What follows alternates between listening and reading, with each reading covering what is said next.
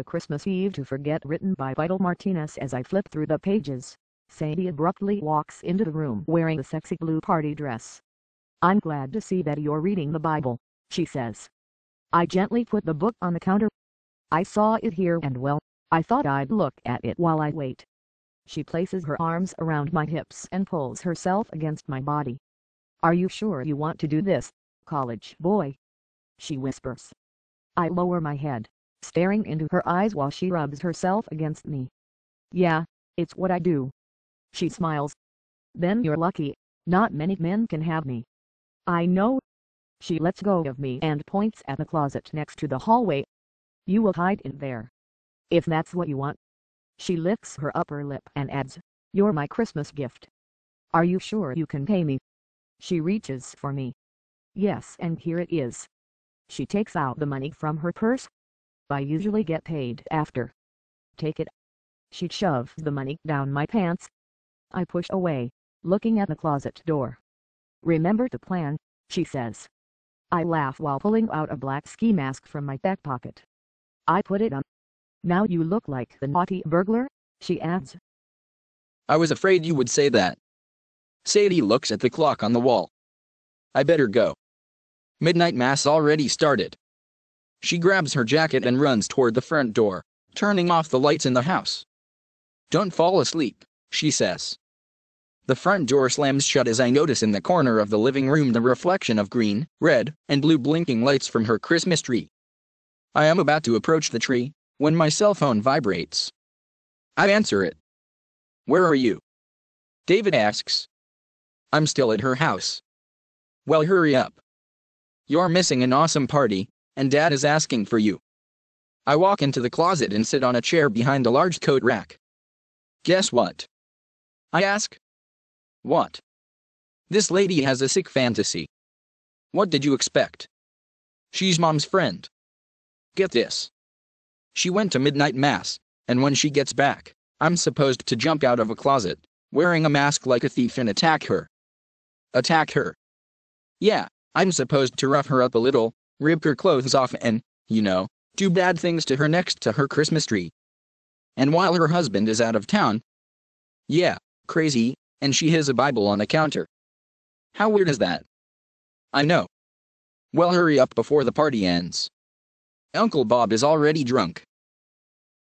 The phone hangs up as I lean back on the chair, staring between the coats.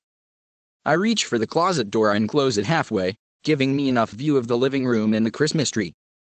I then shove my cell phone back in my pocket, and as I wait, my eyes slowly close.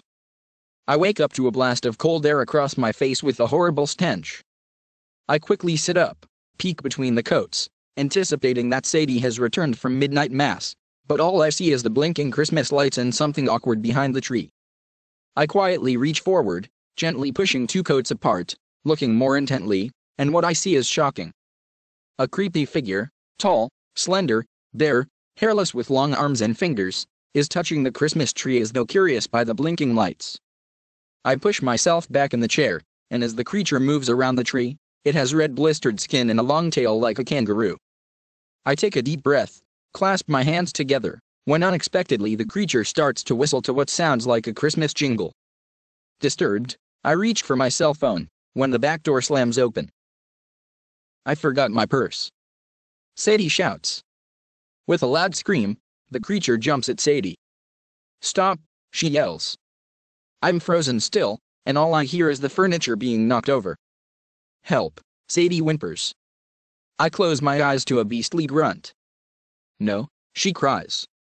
I sit cowardly in the chair, thinking whatever this creature is, I hope he doesn't notice me in the closet. I then hear my name. "Gabe, please help me," Sadie begs. I glue myself to the chair. "Gabe," she says. "He's going to kill me." I want to cry. "Gabe," she murmurs. I cover my ears.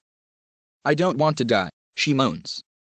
But then I force my eyes open to the sound of laughter echoing around me, and with a trembling hand, I reach forward, quietly pulling the closet door shut. I sit with shame, doing nothing to help Sadie. For the first time in my life I am weak, anticipating the inevitable as time seems forever.